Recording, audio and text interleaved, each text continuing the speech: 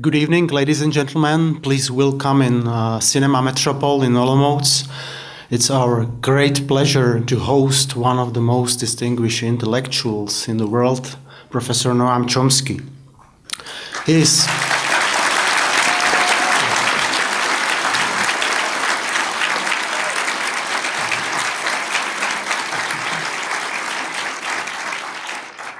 There are few people in the world who are as famous and as influential as Professor Chomsky, who still teaches at Massachusetts Institute of Technology. Tonight we'll host a debate with him, and I have to say that Professor Chomsky is not the first important figure in the world of intellect in Olomouci. We have hosted here a couple of other very important figures like Robert Rosenstone, film historiker, Benjamin Barber, political scientist, Paul Leesman, philosopher, and others. The strategy for tonight was to open up the questions for broader public, and we have got many of them through the internet. And our co-speakers today, Martin Škabraha and Vít Janeček, were about to select some of the most important interviews. Let me tell you a few words about our participants today. I think I don't need to introduce Professor Chomsky. Everybody in this hall read at least something about Professor Chomsky. Probably most of you read some of his texts on linguistics or his political commentaries. So please welcome again in Olomouci. It's a really great honor for us. Second participant is Martin Škabraha, who is philosopher teaching here at Palacký University. He is also a civic activist and a member of a Green Party. Second is Vít Janeček, who is filmmaker, dramaturgist, and he's working as associate professor at Film and TV School of Academy of Performing Arts in Prague. My name is Jiří Lach, and I currently serve as a dean of Faculty of Arts. Now, let me pass a word to first speaker, to Martin Škabraha. And Martin, can I ask you to give a first question? Thank you, and good evening, everybody. I would like to begin with a little doubt. We surely will enjoy this evening, we will enjoy this discussion, but what is the effect in the end? What can philosophers or intellectuals do against what is called the government of 1%, by 1% and for 1%? How can philosophers and intellectuals influence politics so in such a way that it is more humanistic, more democratic, especially in this situation when politics is run by a very powerful, tiny elite? What can we do? Well, I think, first of all, we can do exactly the same thing that carpenters and chemists and anyone else can do, namely educate ourselves, others, organize, take part in or initiate activism of various sorts. All of that's open to us.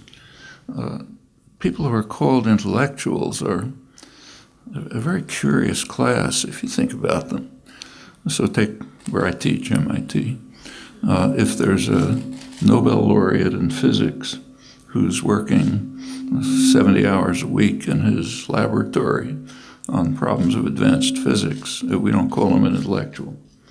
If the janitor who cleans his room happens to have a great deal of knowledge about world affairs and a good deal of insight into human life and understanding, maybe more so than the people who write books, we don't call him an intellectual. Intellectuals are people who have a certain degree of privilege, enough to be able to reach audiences and who discuss issues of general public interest.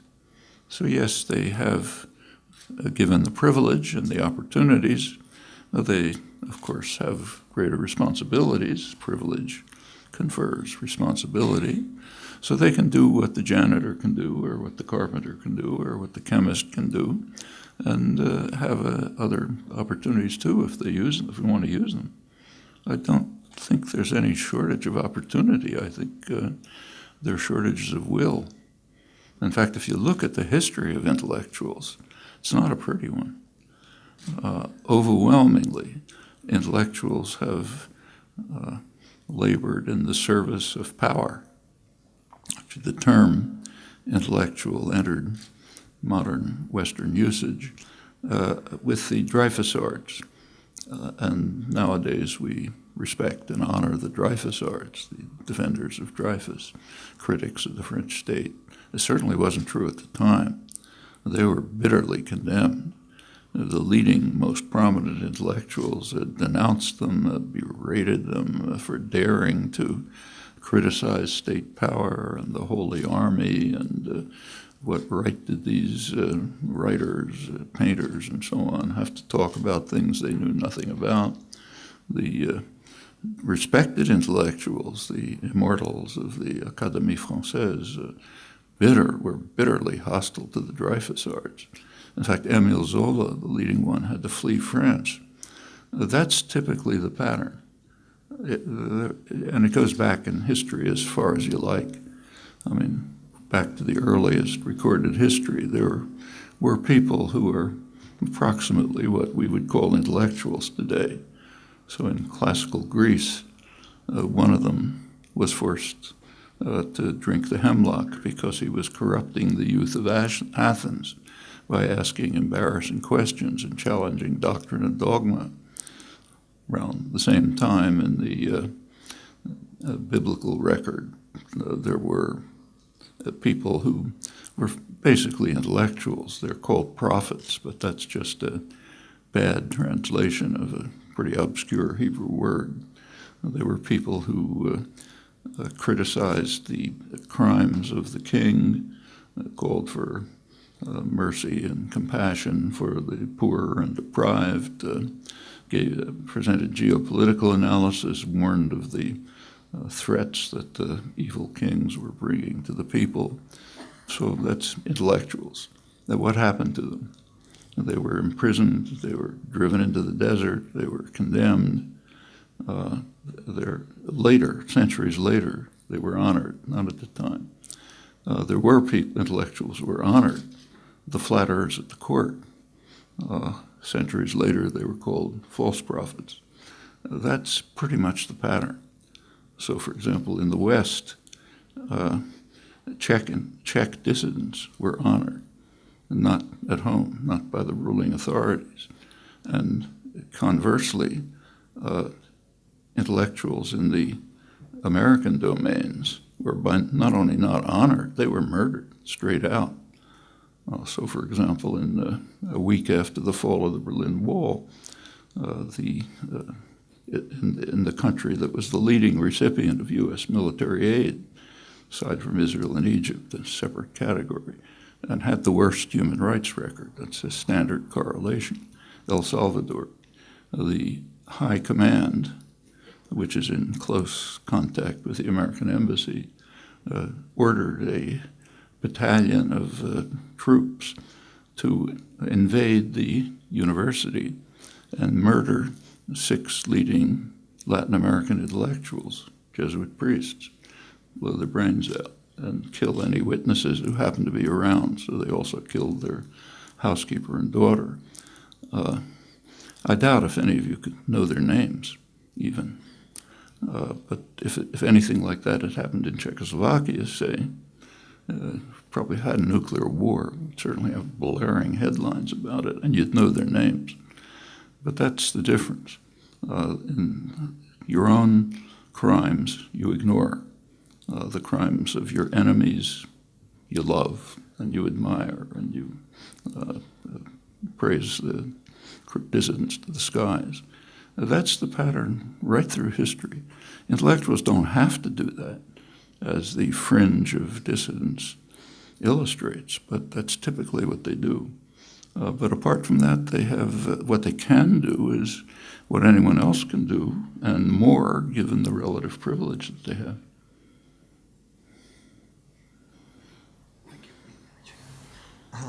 Thank you. Good evening. I picked several questions more or less associated with education and world of, let's say, university as a general environment for keeping certain knowledge and keeping valuable things from the history till today. The role of memory was always crucial in all intellectual activities and in the knowledge. And memory, the value of memory was always quite high. It was difficult to, the books were expensive, etc. I mean, also physical memory. We live in the age where the memory gets widely accessible, where basically everything can be stored and put into memory somehow.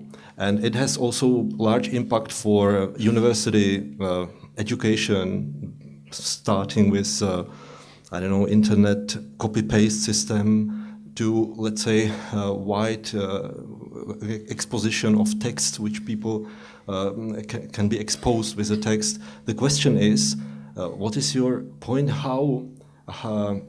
What should we keep and replicate, and what should we somehow refuse and forget within this context where the memory is so widely accessible? Well, first of all, it's not what you say is correct. I mean, the access to information is much easier than it used to be. I use the internet like everyone else, and it's easier to type something into my computer and get an answer back in 30 seconds than it is to go across the street to the library and look it up.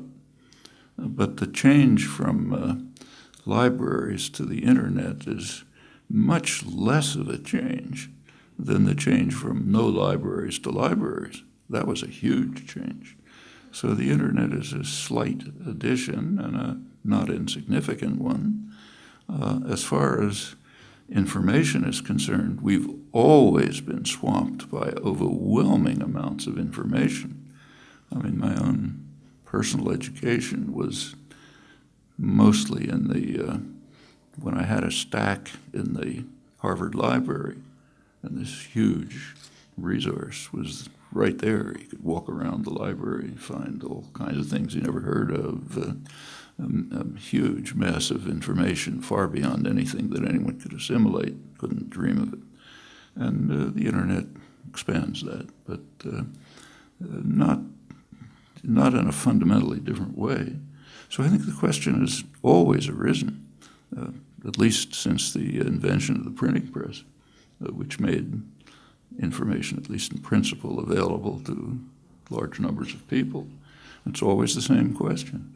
You keep what's valuable and you put aside temporarily what you think may not be valuable, and it's often mistaken, and you go back and you find you made the wrong decisions. But I don't know any way out of that. That's what's done in the sciences. That's a lot of my own work, for example, has been involved in, I happen to be interested in 17th and 18th century philosophy and science, and gone back and found lots of things that were understood, very well understood, and are now being rediscovered. If they had not been forgotten, we'd be better off. If they were understood today, we'd be better off. And you never know. You can't know. You can just do your best to try. But there's no methods. We're always been swamped by information. We always have to make these difficult decisions. Thank you, Martin. Okay, let's develop this topic. New information or communication technologies are great opportunity, but they are very dangerous at the same time, because they sort of multiply eyes and ears that our governments have, and they can spy on us more than ever in history. Sorry, is it okay? Oh, is it? It's okay. So as I say, there is also a very dangerous aspect to these new technologies. My question is, how can we avoid this danger, or how can we fight against this? Because this kind of control is almost invisible, isn't it? So what can be done against this danger? Well, I presume you're referring specifically to Edward Snowden's revelations about the National Security Agency efforts. I mean, the fact that governments spy on their enemies is not new, and nor is it new that the domestic population is one of the main enemies of just about every government and every power system. So sure, they're always going to try to spy on and control their domestic enemy. Now, that goes back as far as history does. People who've been involved in activism have always been conscious of this. I mean, I was very much involved in resistance against the Vietnam War, but we never used the telephone. I assumed it's tapped. We never talked about things, sensitive things, in open meetings with probably infiltrators. Sure, and that goes on all the time. But the scale of President Obama's efforts was really a shock. There's never been anything remotely like that. I mean, if anyone who is connected in any way to the electronic culture is being spied on, or can be. If you have a cell phone, the National Security Agency they may not bother, but in principle they have access to where you are, who you're talking to, what you say. It's even true if your cell phone's off. If you have a computer, the same thing is true. The Snowden revelations demonstrate that if computers, any electronic equipment that's made in the United States, computers, routers, network materials, go to the National Security Agency, so they can install equipment into them which provides access to every keystroke that you make, everything you're doing. Presumably China does the same thing to the extent that they can. That's doubtless they can't do it on the scale of the United States, which has enormous capacities. This is a system of surveillance and control which is beyond anything that anyone has ever dreamt of, either anything that was actually realized, like, say, the East German Stasi, or anything that was dreamt of by dystopian novelists like George Orwell and others. It's pretty phenomenal. And how do you defend yourself against it? By eliminating it. You have to eliminate it. If it's going on, there's no way to defend yourself against it. And that's not an impossibility. In the U.S. Congress, they came very close to a vote to end all funding for the National Security Agency. They lost the vote, it's expanded, but that's not impossible. It depends on the amount of popular opposition. That's true in Europe, that's true in the United States, that's true in countries with less influence in the world. But it's not going to happen by itself. Like anything else, if you just decide to say, I don't like it, nothing's going to stop. But we have plenty of opportunities for overcoming this real crime. It's a major crime. Actually, it is technically a crime. In the United States, it's an explicit violation of the Constitution. Explicit. You take a look at, use your internet, get back to the first question, and take a look at the Fourth Amendment to the Constitution. It's one of the initial parts of the Constitution. It bans what's called unreasonable search and seizure, guarantees the privacy of persons, their homes, their papers, and their effects, anything they own. That the reason that was put in was because this is right after the American Revolution. And one of the things that sparked the revolution was the insistence of the British imperial masters that they had a right to interfere with individual privacy. That led to confrontations, armed confrontations, in fact helped set the revolution off.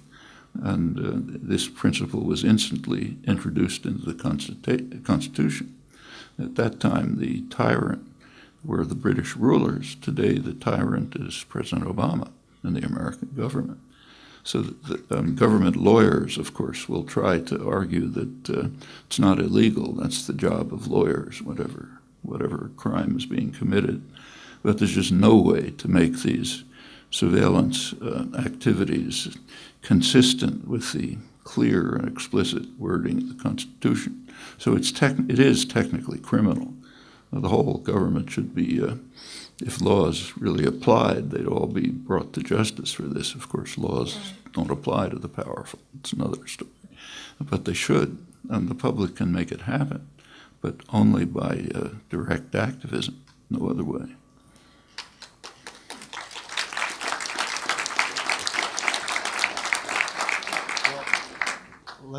Let me follow up this question, because it's great what you say about the rule of law in the United States, but do you think can the world power today allowed itself a luxus of banning the espionage, intelligence, following the citizens of its own country and the foreign countries?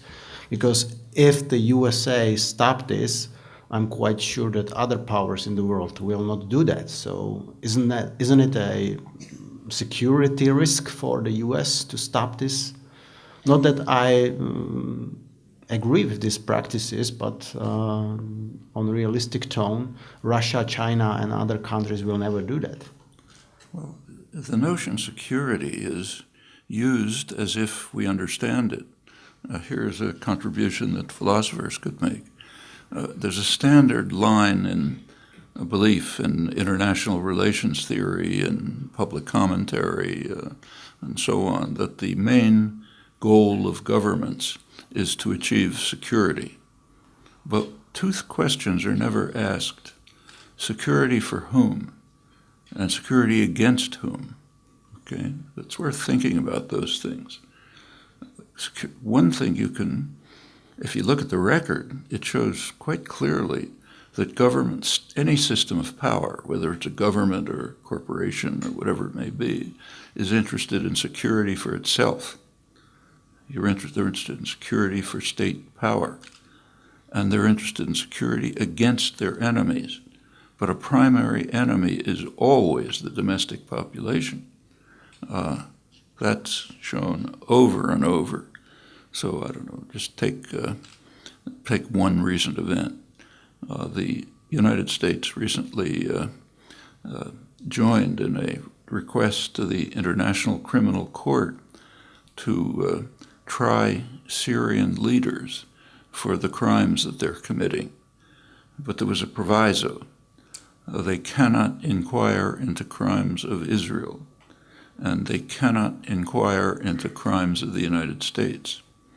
Actually, the second condition is redundant, because there's legislation in the United States which grants to the president the right to use force to rescue, that's the term, any American who's brought to The Hague for trial.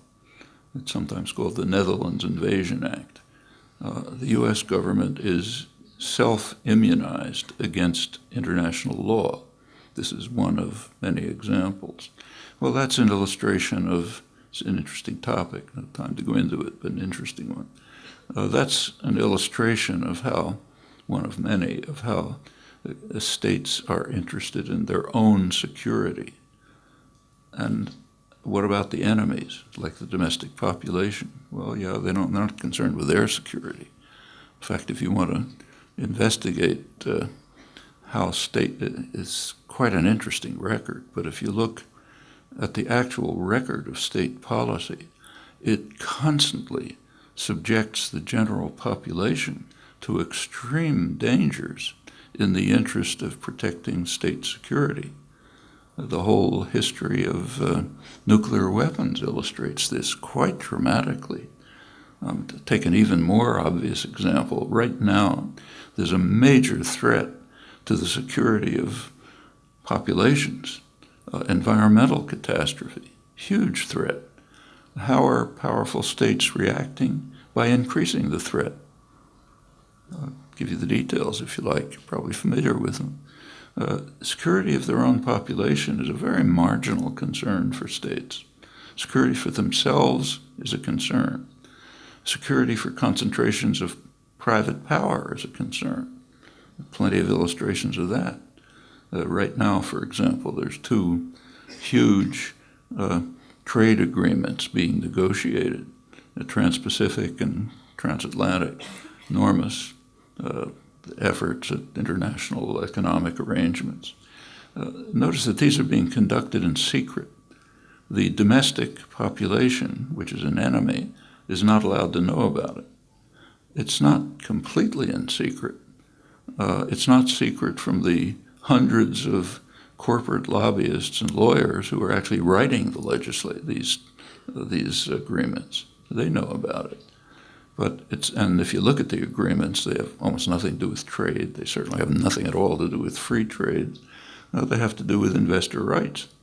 That's an example of one of many of the ways in which states preserve the security of the 1% you were talking about, concentrations of private economic power.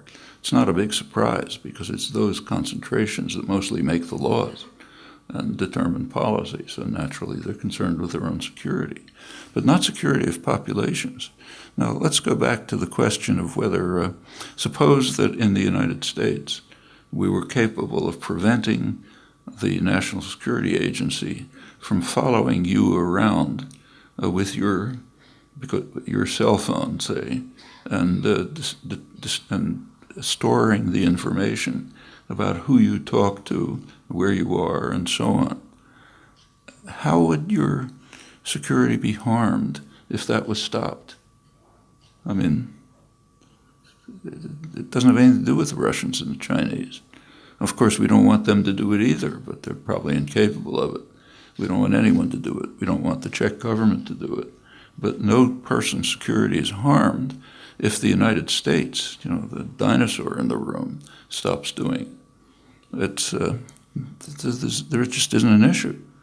I mean, there's another question. Should governments conduct intelligence about other states? Well, that's a separate question. So should should Iran, let's say, try to figure out what the United States and Israel are trying to do?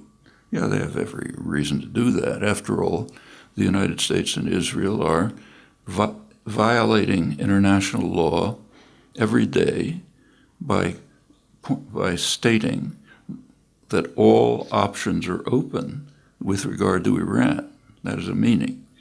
That means that they're daily threatening Iran with war and, in fact, even nuclear war. That's what all options are open means.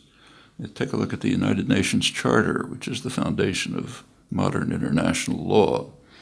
Article 2 bans the threat or use of force in international affairs. So they are violating it daily. And therefore, Iran certainly has a right to try to figure out what they're doing. And you can think of other cases where states that are under attack, say, or threat of attack, have a right to carry out intelligence efforts. There's one striking case. It's quite real, in fact, right now, as you may know or should know.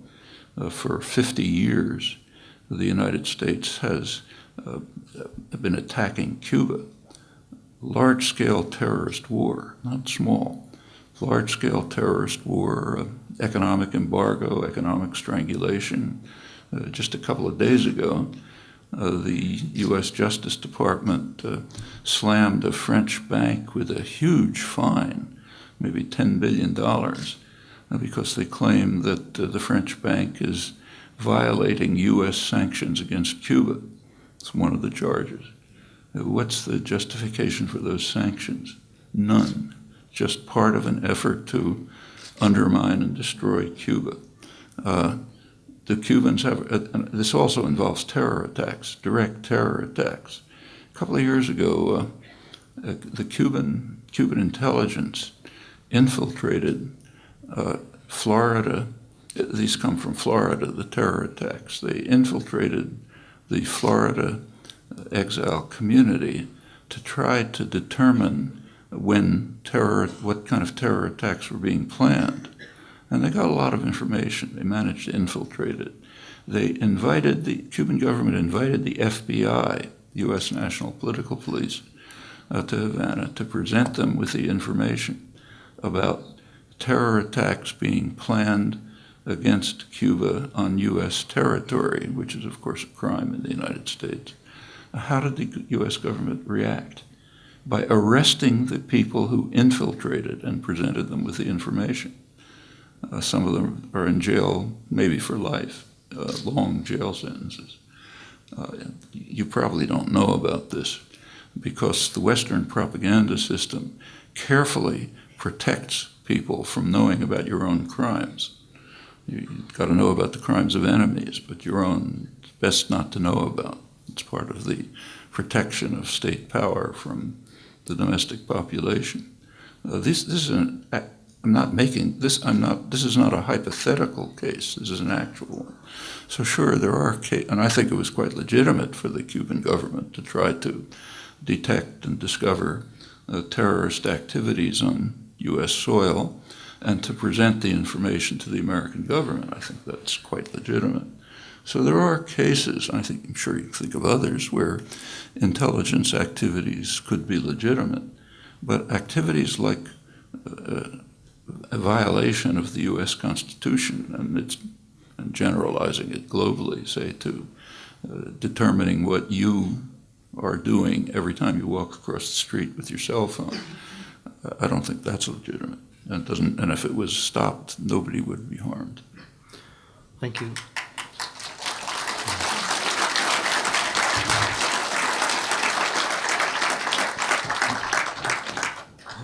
Maybe I would try to follow with the question which also is associated with technology and awareness of all these things and possibility of awareness of these things you are talking about.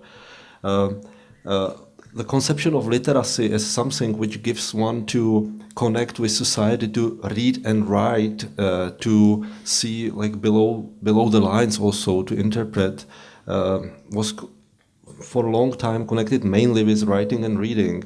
Technology brings complexity which needs much higher kind of also complexity in terms of literacy, to be able to be competent to understand all the layers which technology like brings, and to be aware of all the options. For example, also these kind of examples that the mobile phone is not only the mobile phone, but it's part of some network with many other functions.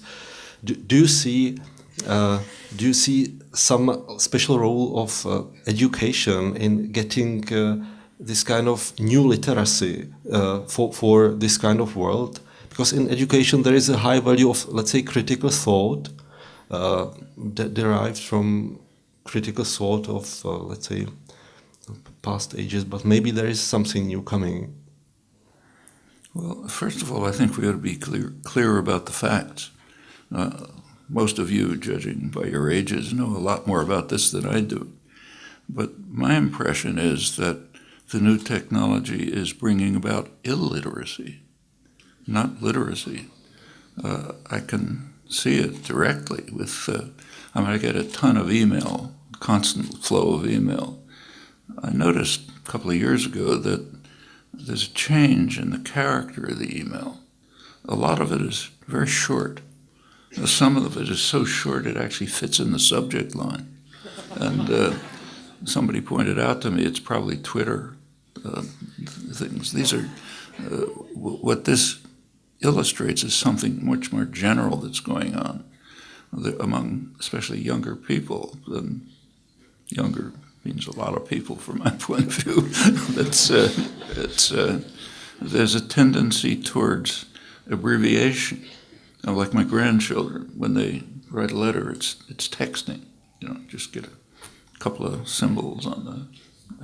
I notice my own students, they don't read as much as they used to. I used to, years ago, if I made, say, literary references in class, students usually know what it is. Now, much less. Actually, one of the gurus of the new technology, I've forgotten his name, said recently that with contemporary advances, we don't need things like War and Peace or Proust any longer. We can do it very briefly, This is something that I think it's already happening. It's even being studied. There are some studies of literacy among college students over a longer period, and it is reducing.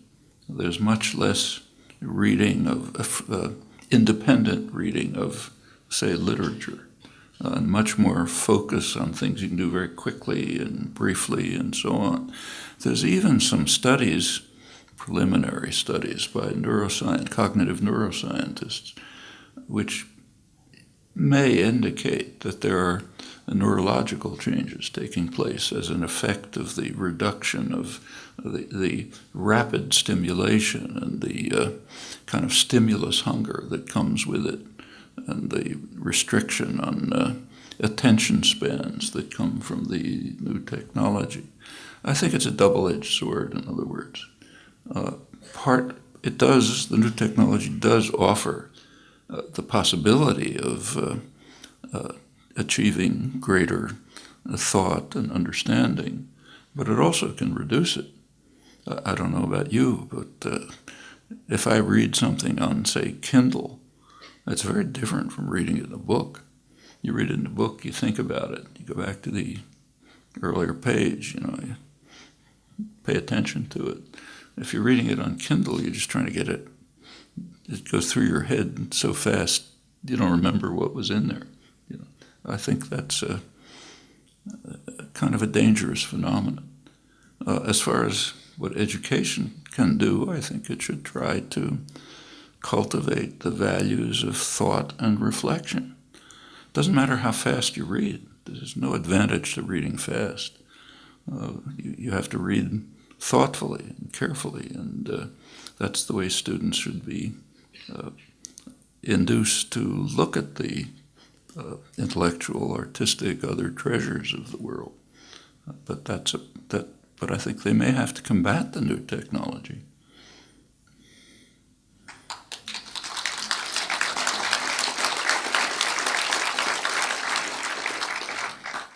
Martin, your turn.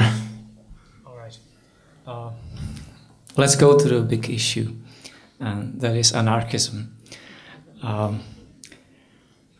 You call yourself an anarchist or anarcho-syndicalist, to be precise. So my question, or actually I would like to pose more questions on this topic. But the first question is very simple, but I guess the answer should be very complex.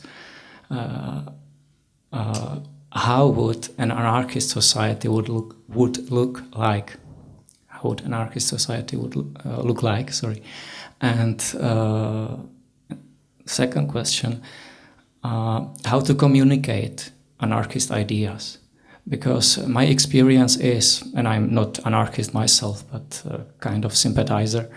My experience is that people, when you say the word anarchy, people imagine a lack of order. People imagine lack of security, something like the Hobbesian state of nature, the war of all against all, and so on.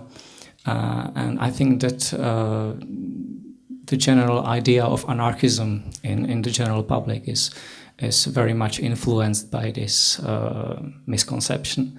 So how to communicate anarchist ideas?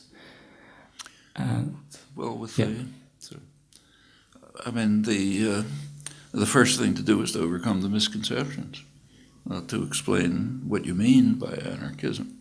Now, it's a pretty broad concept. Like, in general, the concepts of political discourse are very far from precise. I mean, to try to explain what liberal means or capitalism means, or any term you pick, they're used in highly varied and complex and often contradictory ways, and anarchism is no exception. But I think if you try to find a sort of core themes running through anarchist thought and action, there are some. Basically, it seems to me one should think of anarchism as not a specific set of doctrines, but just a kind of a tendency in human thought and action, which tries to detect and discover structures of authority, domination, and hierarchy, and there are plenty of them, and challenge them. Ask them to demonstrate their legitimacy, recognizing that they are not self-justifying. They have a burden of justification. That's true all across the spectrum of human life, from patriarchal families to imperial systems and everything in between. Wherever you find a structure of domination, hierarchy, somebody giving orders, somebody taking them, whatever it may be, you have to ask, is that legitimate? You cannot assume that you shouldn't assume it is legitimate because it's been like that. That's not a justification. You have to ask, is it legitimate? When you do, you generally find that it can't be justified. There are cases, you can think of cases where you can make up a justification, but try it, it's pretty hard. Most of the time, the justification is the way power is distributed. That's not a justification.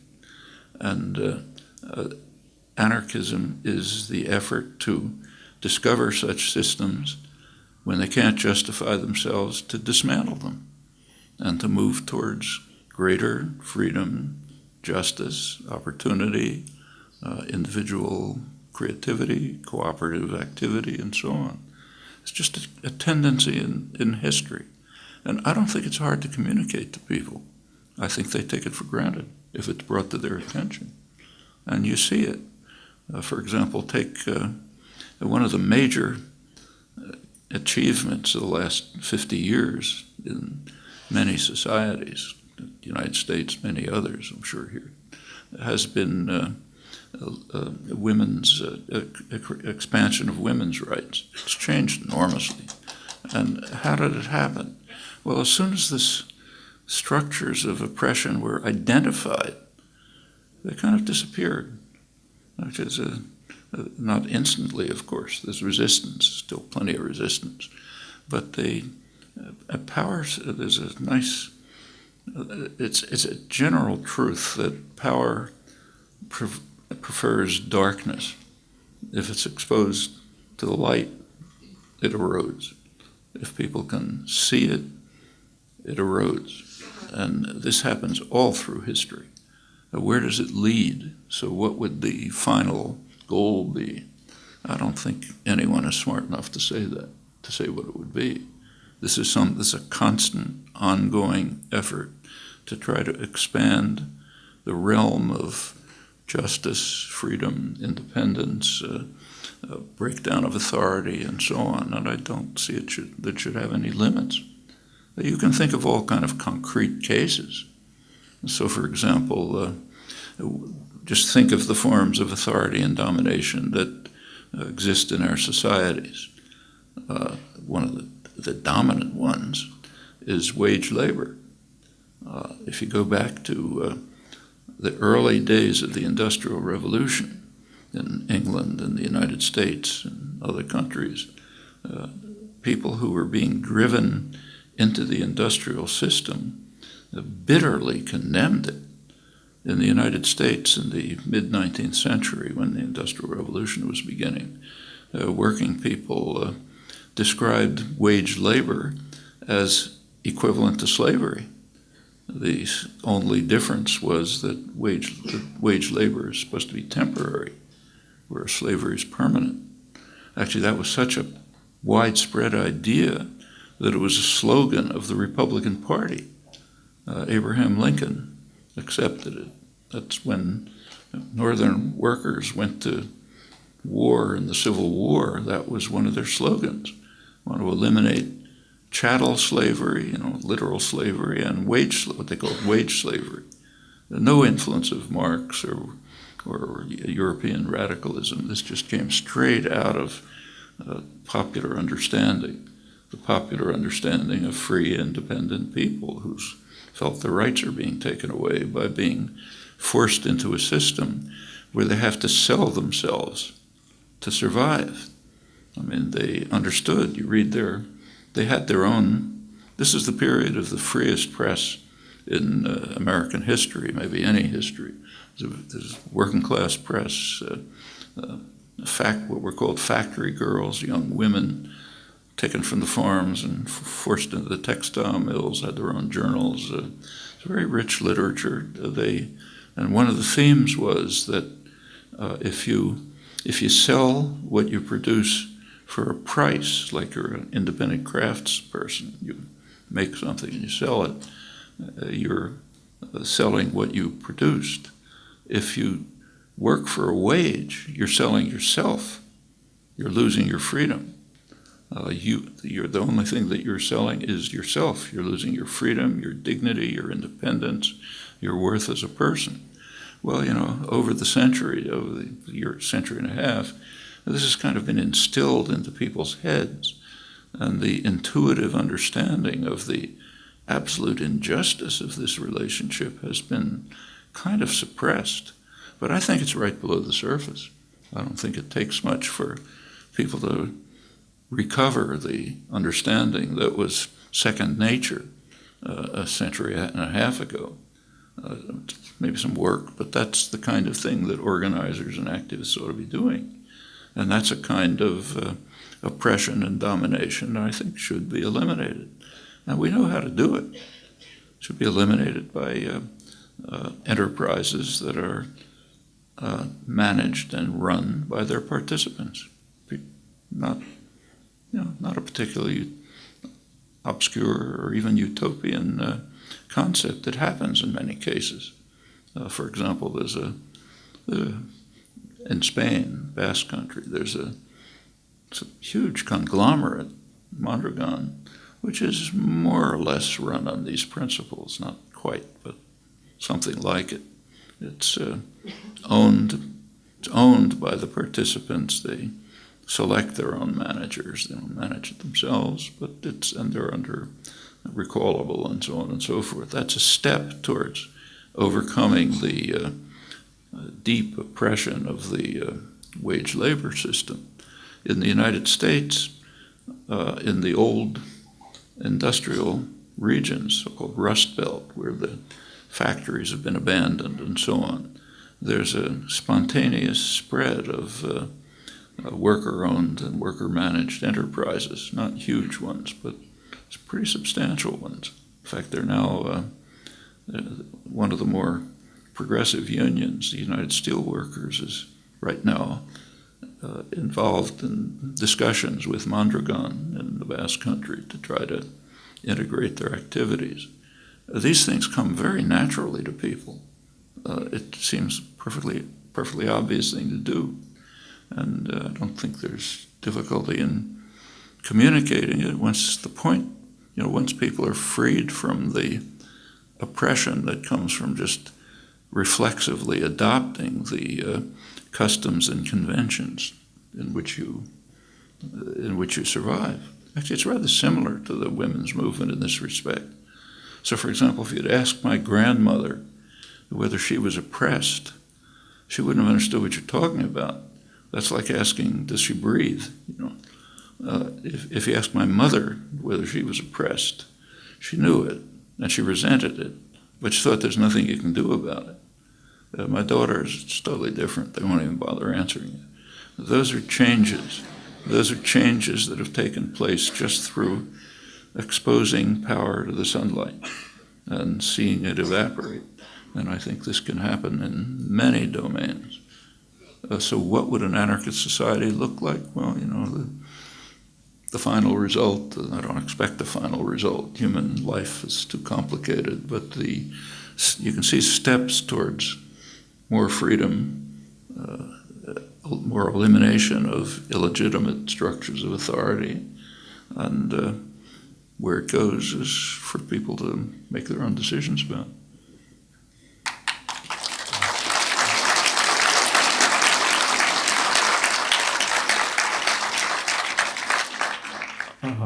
Hopefully, it would be like you describe it, but I still have a little doubt, and that is, isn't it too demanding?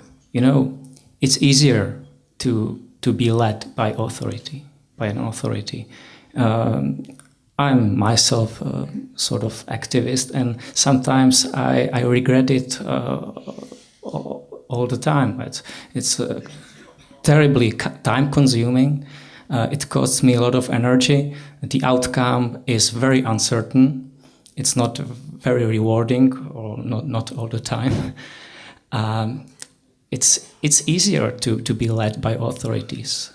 So isn't the idea too much demanding? That's basically an argument for slavery. The optimal, the ultimate position in which you don't have to make any decisions at all is if the master just tells you what to do in the morning, you go do it.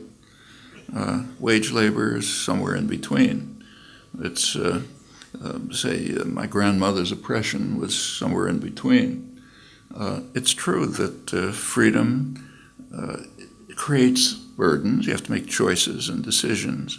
But a burden isn't really the right word. That makes you a more happier, a person's more alive, has greater opportunities for use of their own independent faculties. You can develop your faculties, you can apply them. Yeah, it does require choices and takes time, but that's all to the good. And I don't, you teach in a university, right? Well, universities are about as close as exists in the modern world to self-managed societies. Like there is an administrative structure. There's the people who run it, and the state authorities and so on. But deans, we've got to get rid of them. But you go to a university faculty, the actual faculty, say the philosophy department or the chemistry department. Pretty much they make their own decisions about what they're going to do, what they're going to work on, when you're going to work, when you're not going to work, who you work with, what courses you teach, and so on and so forth. I mean, it's not an anarchist society, but it comes about as close as anything in the modern world. And people choose it and prefer it. It just gives you lots of freedom that you don't have in other professions. That's one of the reasons why people quite commonly will take an academic position instead of working in the business world at a much higher salary, but much less freedom. Freedom itself is a remarkable value. Just a small remark, there were plenty of doctrines, ideologies, and then regimes which were promising anarchical society or a society where the oppressors are gone. But actually they brought more oppression and more suffering, and you can go far back in the history. So, which do you have in mind? Well, French Revolution, for instance. Well, the French Revolution didn't promise anarchy. Well, that's true. They didn't promise anarchy, but they brought a society in anarchy for a while, and a number of people suffered. Not anarchy. They brought they did overthrow a system of oppression, like the king, the nobility, the church, and a lot of that was permanent. But it quickly instituted a system of extreme oppression, very quickly. Nevertheless, there were gains, and the gains are permanent. They, through the rest of French and in fact world history. A lot was built on the basis of the achievements that were made, even though they were beaten back. Well, you have some uglier examples, like the Soviet regime, which was promising. I'm not saying that it was anarchy, but it was promising something better. I think that's a mistake. If you take a look back to the early part of the 20th century, early 1900s, the Marxist left was bitterly condemning Lenin because of his authoritarian tendencies. In fact, even people like Trotsky, who later cooperated with him, were pointing out that Lenin's conception, this is before the 1905 revolution even, Lenin's conception was that the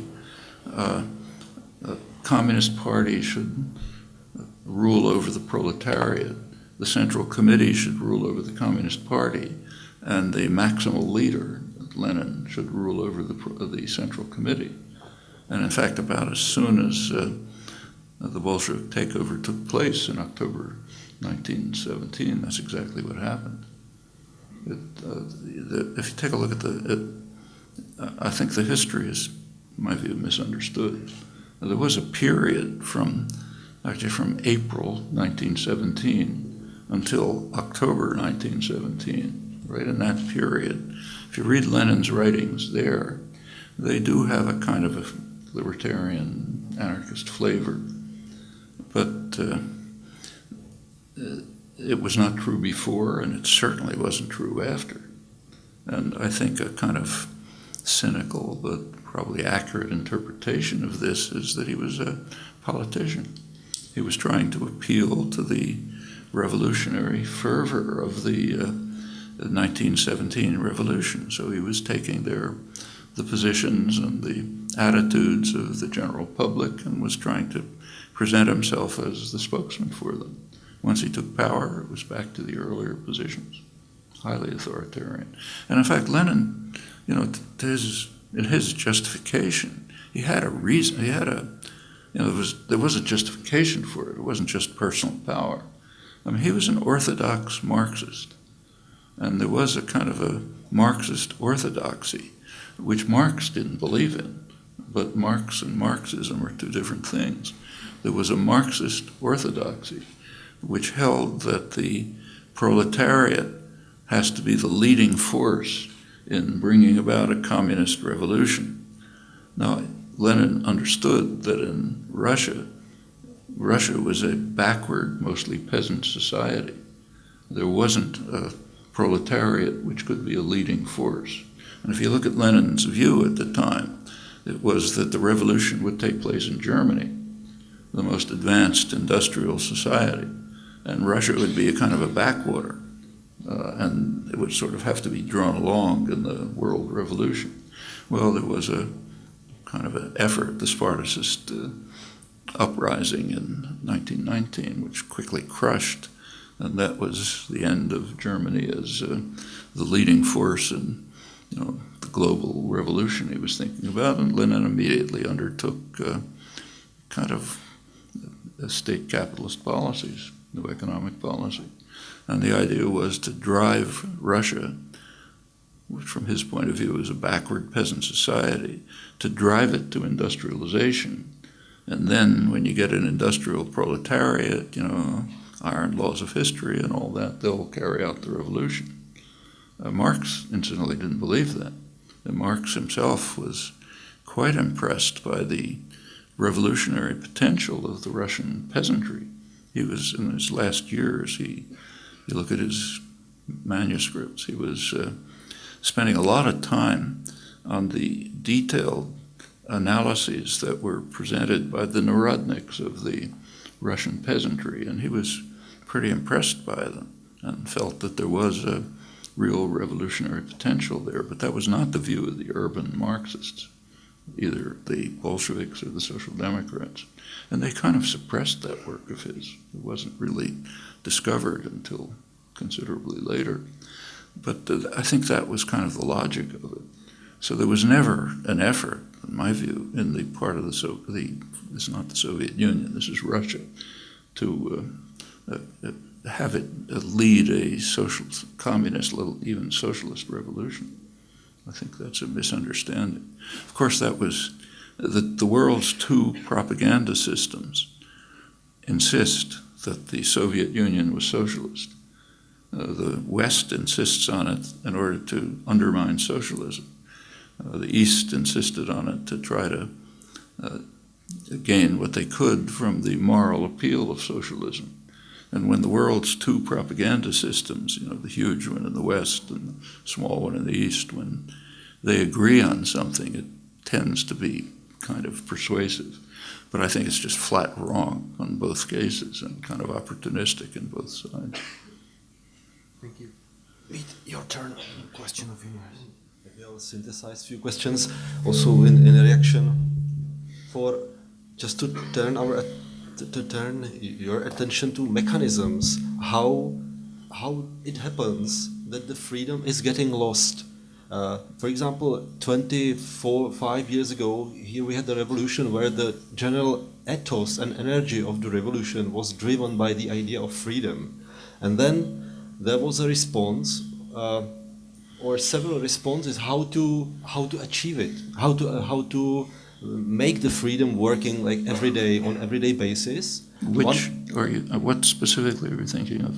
And one of the responses was the free market, for example. Free market, and from free market you go to commodification of many human activities. We see, for example, commodification of media, commodification of education, and it has big impact for society. However, it looks on the ground not so serious as it is. Well, let's take the concept of the free market. The free market is a system that does exist. It's imposed on the weak. The strong never permit it. The United States, Britain, Germany, they don't have free markets.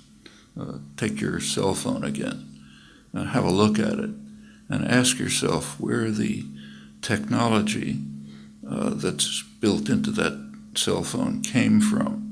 It's an interesting exercise. Overwhelmingly, it came from the state sector. Places like where I work, MIT, which is technically a private institution, but almost totally state-funded. That's where computers, the internet, microelectronics, lasers, pharmaceuticals, that's where it's all developed. Almost the entire IT revolution, the information technology revolution, overwhelmingly it comes out of the state sector. For decades, I mean, take computers. They entered the market. You could sell personal computers. Apple was the first one to be able to sell computers. That was 1977. That's about 30 years after the major research and development and investment had been done mostly in the state sector. The internet was being developed from around 1960, was finally handed over to private enterprise in 1995, 35 years later. And that's true across the board. Like if you have a GPS in your hand device, whatever it is, that's an application of the U.S. Navy Navistar system that was developed decades earlier. And that goes way back in history. The American mass production system, which kind of amazed the world in the mid-19th century, was mostly developed in government armories. And there's a reason for this.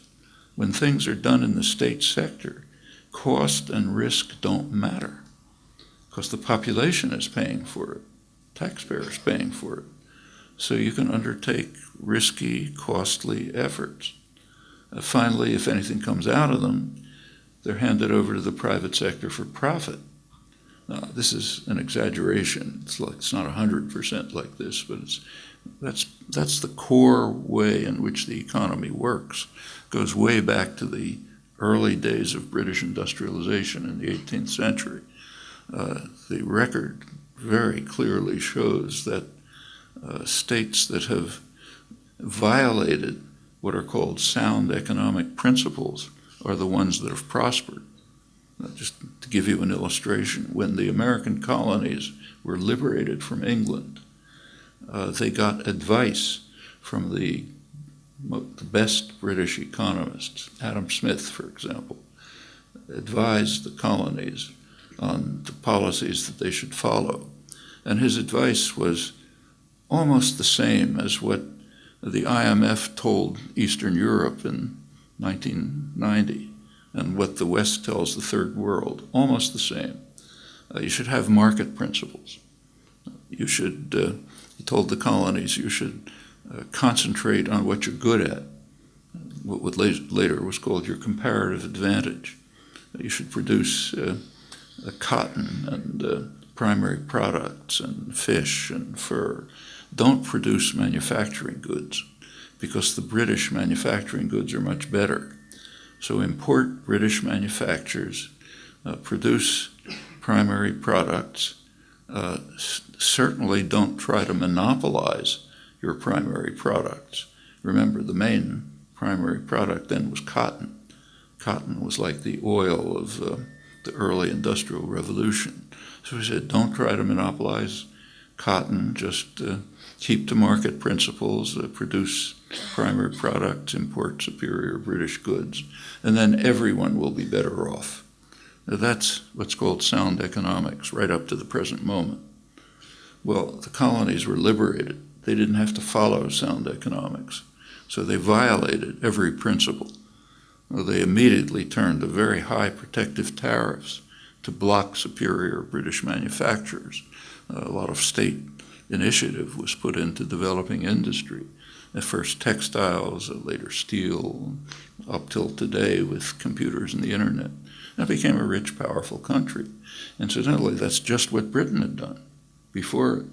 That's what Germany did later. That's what France did. That's what Japan did. These are the countries that prospered, not by the free market. Now, the free market is imposed, does exist in the colonies, like the British imposed the free market system on India. It was a colony, they ran it. India was one of the, along with China, was the most advanced commercial and industrial center of the world in the 17th century. Now, after a couple of years of British imperialism, and the market system was a wreck. That's exactly what happened in Eastern Europe. The imposition of market systems in Eastern Europe destroyed the economies. Ukraine, for example, I think was maybe the richest part of Eastern Europe back in 1990. And now it's a basket case. In Russia in the 1990s, the economy was reduced by, I think, about 50%. But the number of people who died in Russia in the 1990s, nobody knows the exact numbers, but it was certainly in the millions. In fact, it was almost on a par with Stalin's purges. That's the imposition of market principles. You see it all over the world. So I think we should, the rich and the powerful protect themselves from markets dramatically. I'll give you the most dramatic example from today's economy. Today's economy, Western economies, are largely financialized. They're based on financial institutions. So in the United States, I think maybe 40% of corporate profits are, banks and other financial institutions. There was recently a study by the International Monetary Fund of the 6 major American banks, the biggest banks, J.P. Morgan Chase, Goldman Sachs, and so on. And they asked a simple question: where do their profits come from? Turns out their profits come almost entirely from a government insurance policy. There's a policy which is called too big to fail. That amounts to a government insurance policy. That tells the CEO of J.P. Morgan Chase that you can make risky investments and transactions which will be profitable. And if it crashes, don't worry about it because the taxpayer will bail you out. And it's not just the bailouts, that's a small part of it. It's access to cheap credit, better credit ratings, all sorts of devices.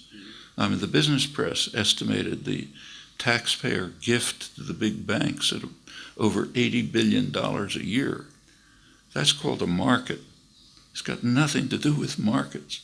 That's class warfare.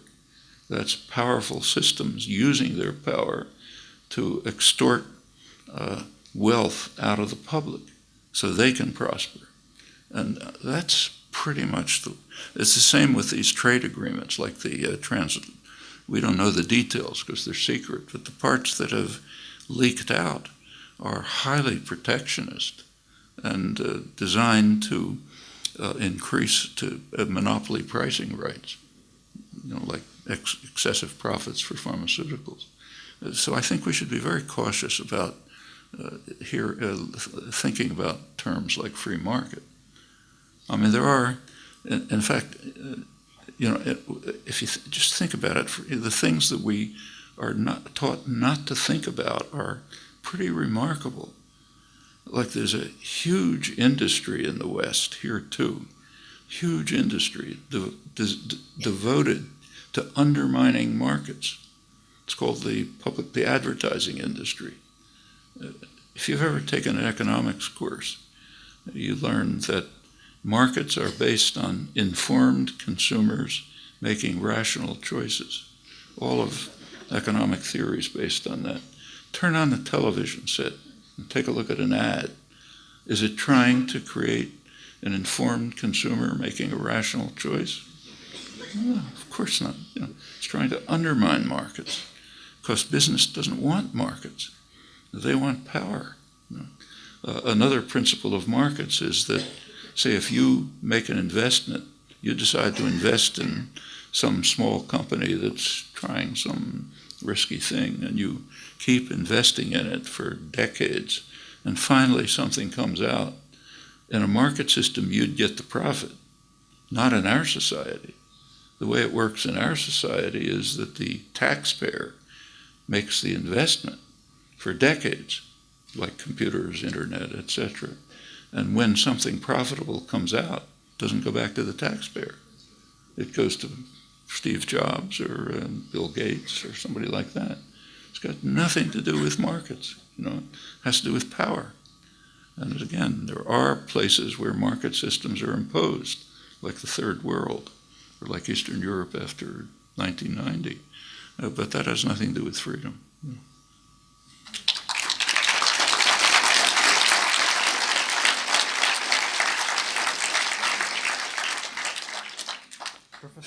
Professor Chomsky, you have touched the topic of Russia, and may I ask you about your current view on the situation in Ukraine, Russia, Crimea, and reaction of the US government or EU towards the situation there?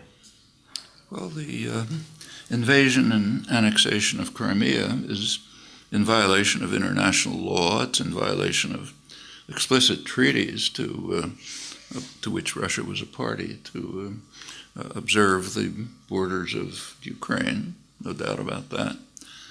It's not the only such case in the world. There are much worse cases. We don't talk about them because they're our crimes, but they exist. So think about them. Take, for example, just to take the most obvious, which would be on the front pages if there was anything like a free press. But take, say, the U.S. takeover of eastern Cuba. Okay, it was taken at the point of a gun.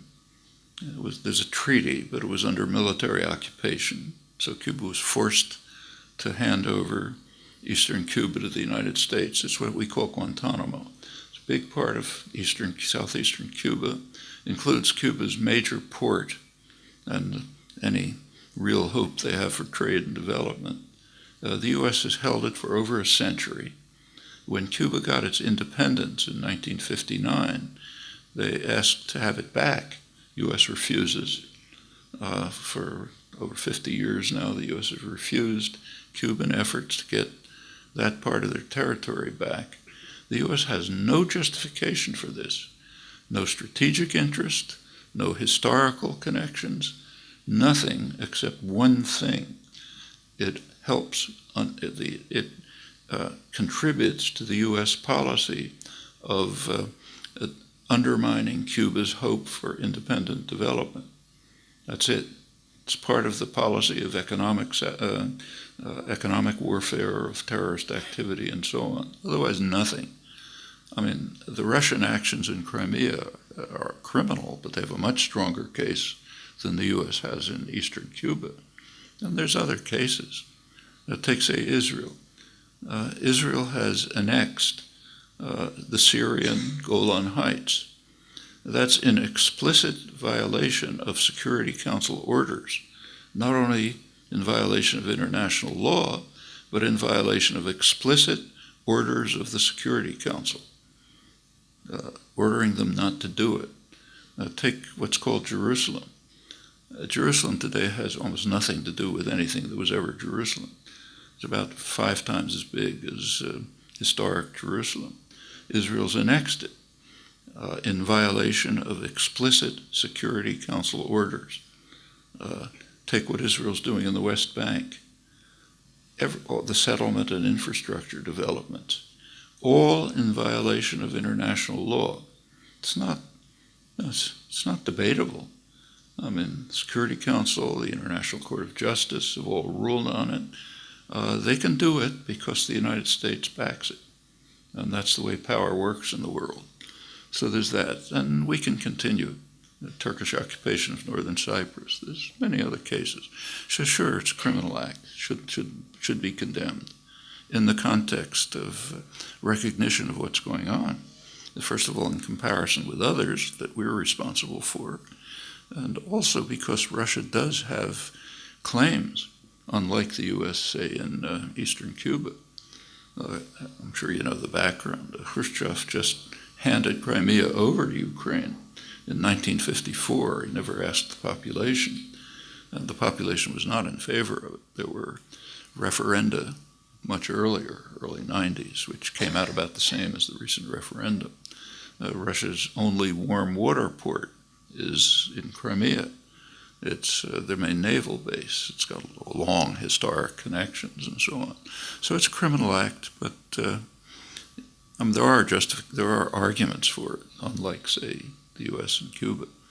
Furthermore, there's a history.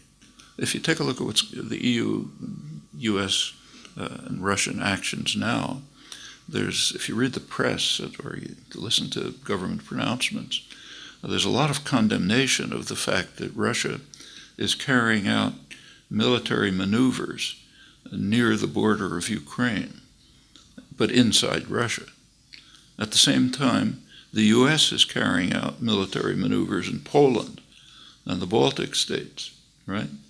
That would be analogous to Russia carrying out military maneuvers in Mexico and Canada. Okay, but we don't condemn that. And there's a principle. The principle is we own the world. And if any country is doing something, even in its own territory, that we don't like, that's illegitimate. But if we're doing something anywhere in the world, it's legitimate.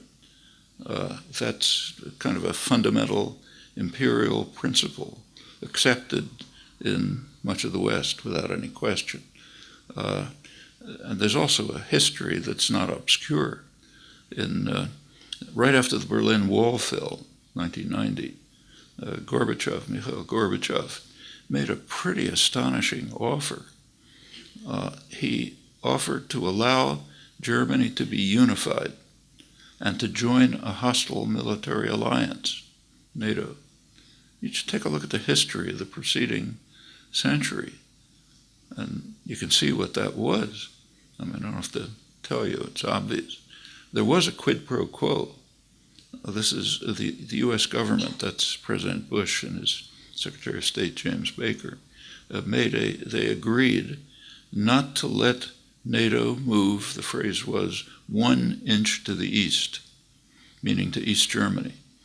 They pledged that NATO would not move to East Germany. That was the quid pro quo. Immediately, NATO moved to East Germany. Gorbachev was outraged, and the U.S. government simply informed him, it's not on paper, it was only a gentleman's agreement, and if you're dumb enough to accept our word for something, it's your problem. So then Clinton came in right afterwards and extended NATO further to the east, all around the border of Russia. It's a military alliance, hostile military alliance. It's analogous to the Warsaw Pact taking over Mexico and Canada. It's kind of would be an analog, unthinkable. We'd have a nuclear war tomorrow, before instantly. But this is considered, and the Ukraine issue is related to that. If NATO were to extend further into Ukraine, that would be an enormous security threat. I mean, Russia's already very vulnerable, and unlike the United States, and surrounded by hostile powers, in fact, on all sides. And this would be a real serious security threat. So there are issues going way back. So going back to your point, yes, Crimea is a criminal act, but it's a lot more complex than that.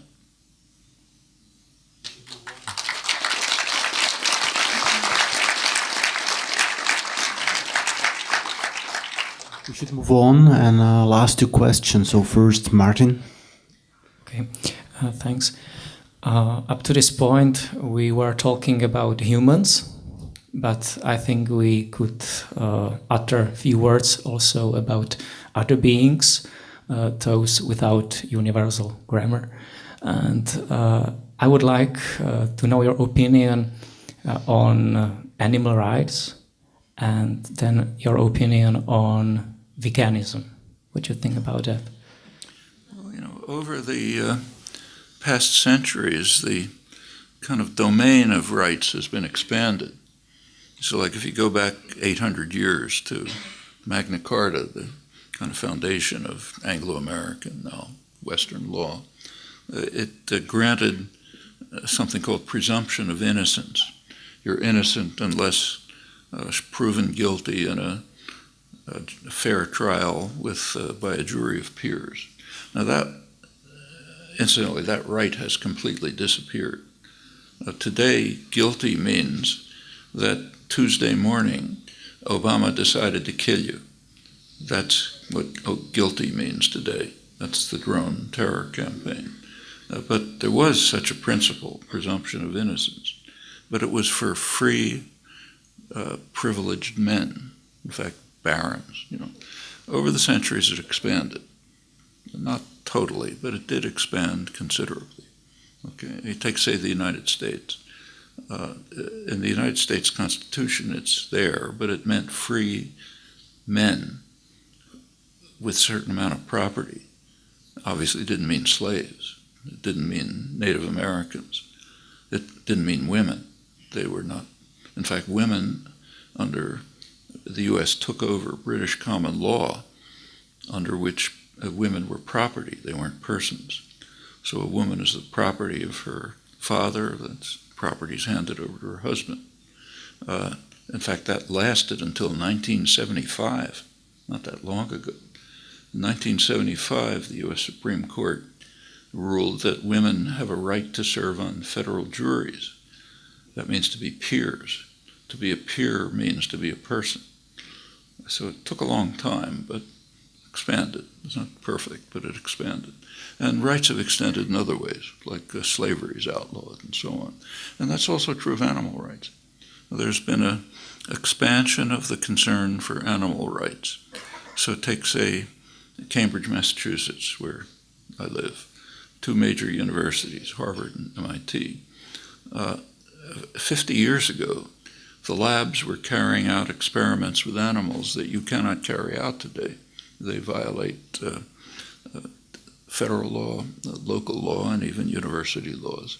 Right, that's an expansion of the domain of animal rights. At the same time, there's severe regression, huge regression.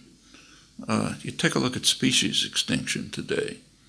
Species extinction today is at the level of 65 million years ago, when an asteroid hit the Earth and ended the age of the dinosaurs. Massive extinction took place that kind of opened the way for mammals, ultimately us. Species extinction now is at the same level, except we're the asteroid. That's an attack on animal rights, which is just colossal. You know, we're wiping out species at the rate of 65 million years ago when an asteroid hit. You can't imagine a more extreme violation of the rights of animals, of species.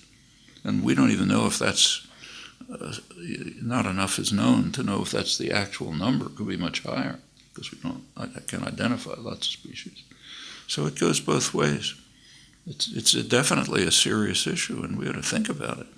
Part of geologists, as a lot of you probably know, break up the history into epochs. Now, there was the Pleistocene, which lasted a couple of million years, up until 10,000 years ago. And then comes the Holocene, that is connected with the human invention of agriculture, which made a big change in the general environment. 250 years ago starts a new epoch. It's called the Anthropocene. That's the Industrial Revolution, with really rapid effects on the general environment. You take a look at these numbers and project, and it's not pretty to ask what comes next. But that's what we're doing, and we're racing forward to make it worse. That's, say, in the United States now, there's a lot of enthusiasm about becoming the Saudi Arabia of the 21st century, 100 years of energy independence and so on. What's the world going to look like after another century of exploiting fossil fuels? Well, don't have to leave it to your imagination, but it's not something projected for the future.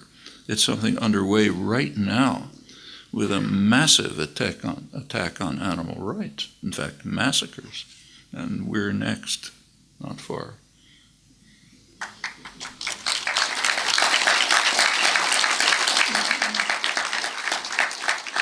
Sorry, what about veganism? What do you think about this attitude?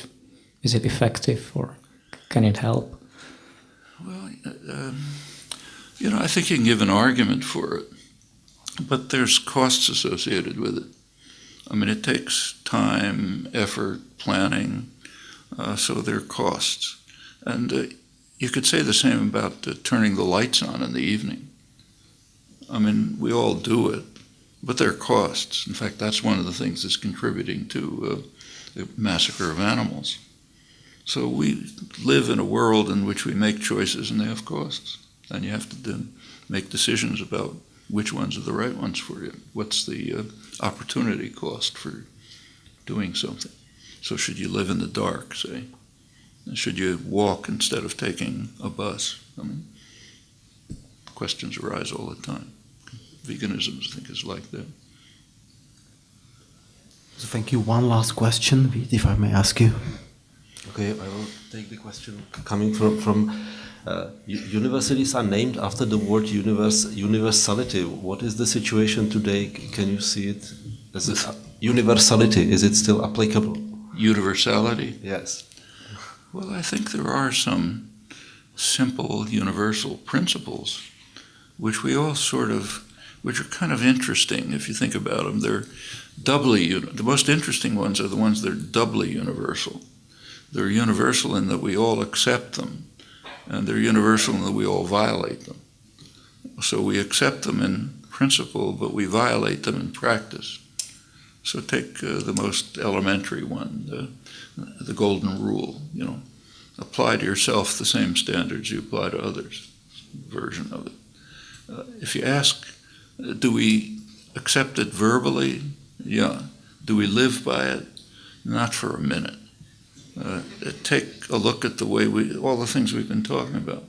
Do we apply to ourselves the standards we apply to our enemies? Say Russia today, or Iran, or whatever.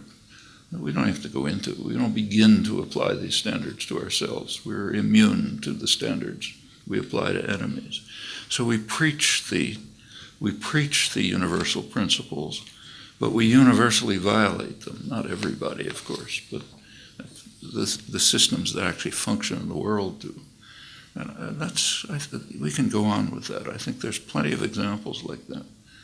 I know there was once a collection of essays by a bunch of good philosophers on work of mind. And one of the contributors complained that the only ism I seem to believe in is truism. And he was basically right. I think truisms have a lot of value. You should pay attention to it.